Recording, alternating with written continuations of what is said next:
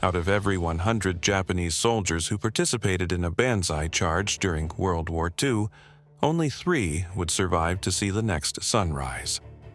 They had a life expectancy measured in minutes once they left their trenches. Yet, Japanese commanders considered these mass suicide attacks both their greatest weapon and their most tragic waste of human life. The psychology behind these charges was more terrifying than the charges themselves. And now, you're going to see why. When people think about the Pacific War, they usually picture island-hopping campaigns or kamikaze pilots. But banzai charges were something entirely different. These weren't desperate last stands by cornered troops. They were calculated military tactics rooted in centuries of samurai tradition and twisted by Imperial Japanese military doctrine into something far more deadly.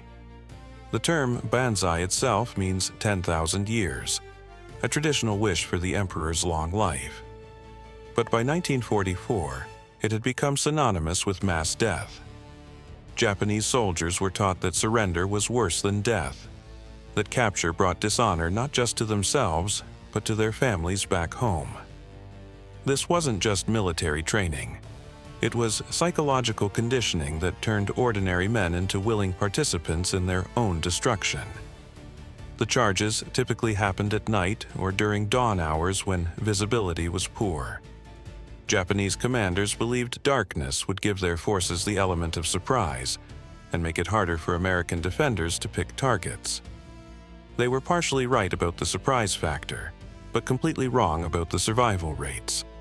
To understand why banzai charges were such a nightmare for the participants, we need to look at how they actually worked. The typical charge involved anywhere from 50 to over 1,000 soldiers armed primarily with rifles, bayonets, and sometimes swords. Officers carried katanas and led from the front, often being the first to die. Soldiers were given specific instructions before each charge. Fix bayonets, remove all identification to prevent intelligence gathering if captured, and advance in waves at a running pace while screaming banzai at the top of their lungs. The psychological purpose was to terrify the enemy, but it also served to steal the nerves of the attackers themselves. The average banzai charge covered between 200 and 800 yards of open ground.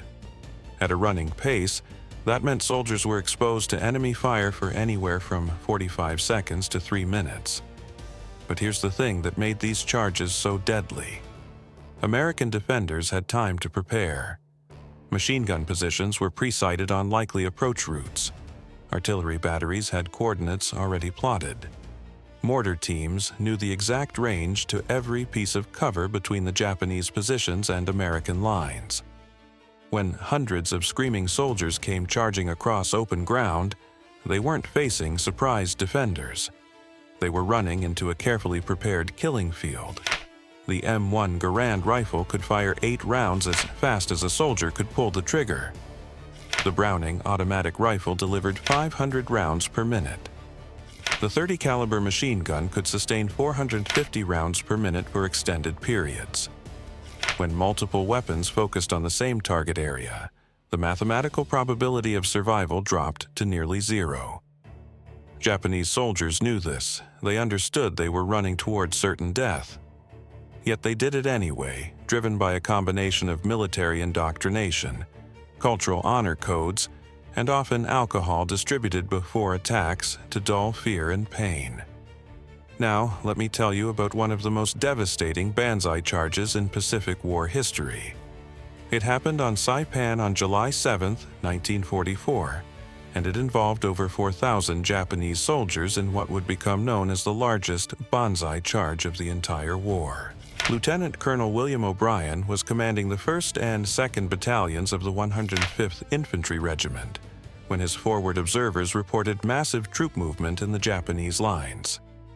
It was 4:30 in the morning, still dark, and the usual sounds of jungle warfare had gone completely silent. That silence should have been their first warning. At exactly 5:15 a.m., the ground began to shake. Not from artillery, but from thousands of feet running across the volcanic soil. American sentries peering into the pre-dawn darkness saw what looked like a human wave emerging from the jungle. Over 4,000 Japanese soldiers, including walking wounded, administrative personnel, and even civilian volunteers, were charging directly at their positions. O'Brien had prepared for this possibility. His men had spent weeks setting up interlocking fields of fire, registering artillery targets, and stockpiling ammunition. But nothing could have prepared them for the sheer scale of what they were facing. The charging mass of humanity stretched across a front nearly half a mile wide. The Americans opened fire with everything they had. Machine guns, rifles, mortars, and artillery created a wall of lead and steel. The noise was deafening. Muzzle flashes lit up the darkness like a deadly fireworks display. But the Japanese kept coming. Even as men fell by the dozens, the survivors continued their charge, stepping over the bodies of their comrades. What happened next defies imagination. The first wave of Japanese soldiers actually reached the American lines. Hand-to-hand combat erupted across multiple positions. O'Brien himself was fighting with a pistol in one hand and a bayonet in the other when a Japanese sword cut him down. He would posthumously receive the Medal of Honor. But the charge didn't stop there. Wave after wave of Japanese soldiers continued attacking for over 3 hours. By the time the sun came up, the ground between the two forces was carpeted with bodies. Of the 4,000 Japanese who participated in the charge, fewer than 100 would survive the day. That's a casualty rate of 97.5%. The psychological impact on the American defenders was almost as devastating as the physical carnage. Many soldiers later reported that the sound of thousands of men screaming banzai while running toward certain death haunted them for the rest of their lives. But this wasn't the only case where banzai charges produced horrific casualty rates. On Attu Island in May 1943, Colonel Yasuo Yamasaki led the final 1,000 survivors of the Japanese garrison in a last desperate charge against American positions. The attack began at dawn on May 29th, and by noon, Yamasaki and 95% of his men were dead. Private First Class Joe Martinez was manning a machine gun position when the charge began. He watched in horror as wave after wave of Japanese soldiers ran directly into his field of fire. Years later, he would write that he fired over 2,000 rounds that morning and never once saw a Japanese soldier turn back or seek cover. They just kept coming until there were no more left to come. If you think the previous stories were incredible, consider what happened on Iwo Jima in March 1945. By this point in the war, Japanese commanders knew that banzai charges were essentially suicide missions, but they continued ordering them anyway, believing that even in death, their soldiers could inspire fear in American troops and delay the inevitable invasion of Japan. Major Yoshitaka Hori was one of the few Japanese officers to survive the war and leave detailed records of what these charges looked like from the Japanese perspective. He described soldiers writing final letters to their families, drinking sake, and singing traditional songs before affixing bayonets and charging into machine gun fire. Hori wrote that most soldiers knew they wouldn't survive, but they also knew that their families back in Japan would be told they died heroically for the emperor. The alternative, surrender or retreat, would bring shame that could last for generations. For many, death in a banzai charge seemed like the only honorable option available. The charge Hori witnessed on March 26, 1945, involved 350 men from the 145th Infantry Regiment. They attacked American positions held by the 5th Marine Division just before dawn. The Marines had been expecting this kind of attack and were ready with overlapping fields of fire from multiple machine gun positions. The charge lasted exactly 12 minutes from start to finish. When it was over, 347 Japanese soldiers were dead. 3 survivors were found severely wounded among the bodies. That's a survival rate of less than 1%. Even by banzai charge standards, this was extraordinarily deadly. Against all odds, one of those 3 survivors was a young sergeant named Takeshi Yokoi. He had been shot multiple times but managed to crawl into a shell crater and play dead until the Americans moved past his position.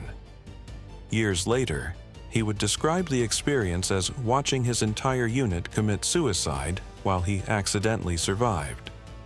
The effectiveness of banzai charges in achieving military objectives was essentially 0.